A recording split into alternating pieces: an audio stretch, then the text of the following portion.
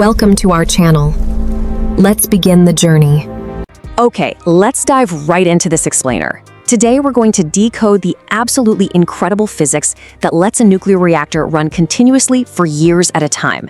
It is a true masterclass in long-term operation, and we're going to focus heavily on concepts like depletion, burnable poisons, and how on earth we safely manage this staggering amount of energy locked inside these core systems.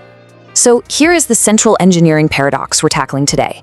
How do you actually safely load years' worth of highly energetic fuel into a core all at once? I mean, think about your car, right? You fill the gas tank, you drive until it's empty a week later, and then you just refill it. You would never try to cram 1,000 gallons of gasoline into your car so you could drive for 2 years straight. If all that fuel ignited at once, well, it wouldn't be an engine anymore, it would literally be a bomb. In nuclear engineering, the equivalent risk is a catastrophic meltdown. Yet, loading a massive amount of fuel in one go is exactly what we have to do. Because of the sheer cost, time, and mechanical complexity of opening a nuclear reactor vessel, we simply can't just fill the tank every week. We have to front-load years of potential energy and figure out a way to perfectly control it. To give you a comprehensive breakdown, we're going to follow a strict problem-solution structure across 5 key areas. 1. The excess reactivity paradox. 2. Soluble boron and chemical shims. 3. Burnable poisons and samarium. 4. The batch refueling strategy. And finally, 5. The reactor life cycle. Let's start with our first concept, Section 1, the excess reactivity paradox. Basically, the danger of having way too much fuel. Here's the crucial point.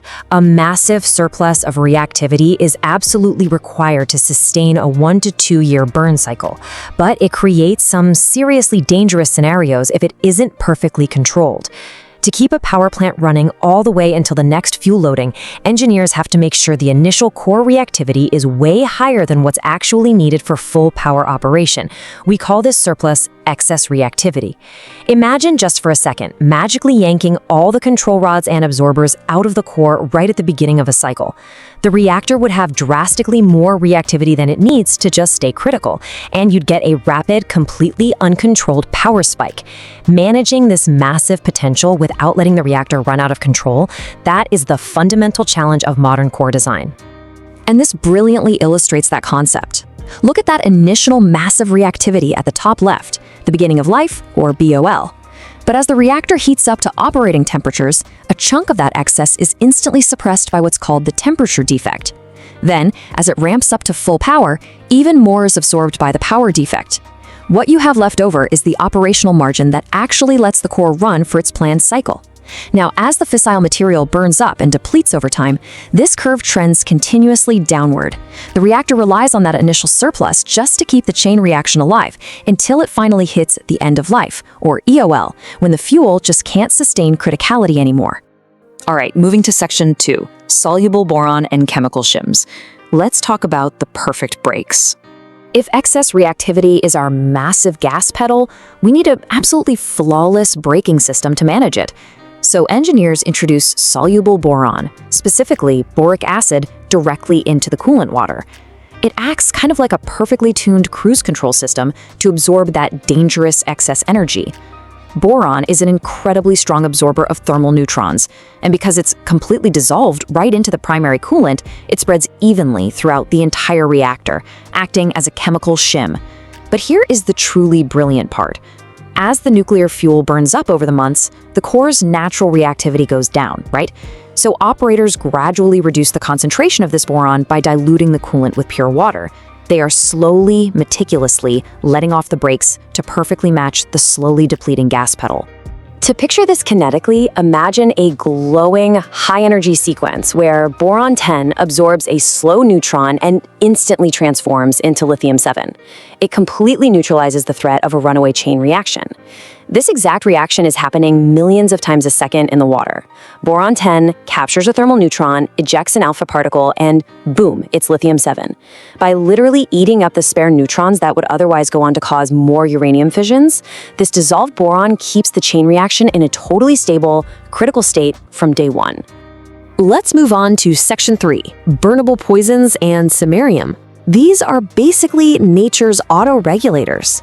So, beyond those soluble chemical shims we just talked about, engineers also intentionally embed poisons directly into the fuel itself. They mix elements like gadolinium right into the fresh uranium pellets. Gadolinium acts as a heavy upfront brake to hold down that initial reactivity spike. Then, as the fuel burns, the gadolinium actually burns away too, gradually releasing its hold. But there's also the natural side of the equation. As the fuel splits, it creates promethium-149. That decays with a 53.1-hour half-life into samarium-149, which is a highly potent burnable poison. And just to be clear, in reactor physics, a poison isn't toxic to humans. It's toxic to the chain reaction because it strongly absorbs neutrons. The reactor is essentially manufacturing its own braking system just by operating. What's really fascinating here is how samarium naturally reaches a perfect equilibrium after about 400 hours of operation. Think about it. When a reactor starts up with totally fresh fuel, there is zero samarium present. None. But over those first 400 hours, it rapidly builds up and eventually just levels off. The rate at which it's created perfectly matches the rate at which it absorbs neutrons and burns away. This steady insertion of negative reactivity is this elegant, natural auto-regulation that core designers have to predict and precisely account for before they ever even turn the machine on. Okay, Section 4, the batch refueling strategy. Let's look at how we physically manage all this in what is basically a long relay race. Now, how we physically load the fuel depends entirely on the reactor's design. Can-do reactors, for example, use a horizontal pressure tube design. This means engineers can open individual channels and slide fresh fuel bundles in on a daily basis while the reactor is running at full power. Because they're constantly trickling in fresh fuel, they need very little excess reactivity. The trade-off, though, is intense mechanical complexity. On the flip side, light water reactors, or LWRs, are massive sealed pressure vessels. You can't just open them on the fly. You have to completely shut the plant down, take off the heavy lid, and swap the fuel in giant batches. That expensive downtime is exactly why LWRs are loaded with that massive starting surplus of excess reactivity we talked about. It's what allows them to run for up to 2 years between shutdowns. To maximize efficiency during these shutdown periods, core designers use a batch strategy. They reload in 3 to 4 batches, which means they only replace about 60 fresh assemblies at a time, while leaving the older, partially depleted fuel inside. If they replaced 100% of the core all at once, the excess reactivity would be completely unmanageable. No way that works. Instead, a typical core operates with a carefully calculated mix. You've got about a third entirely fresh fuel, a third that has already been through one 18-month cycle, and a third that's on its final run. By blending this fresh, energetic fuel with the older, depleted fuel and carefully arranging them to prevent localized hotspots, the overall reactivity of the core is balanced. It makes the whole system safer and way more economical. Finally, let's zoom out to Section 5, the reactor life cycle. From core to cask, let's look at the entire chronological lifespan.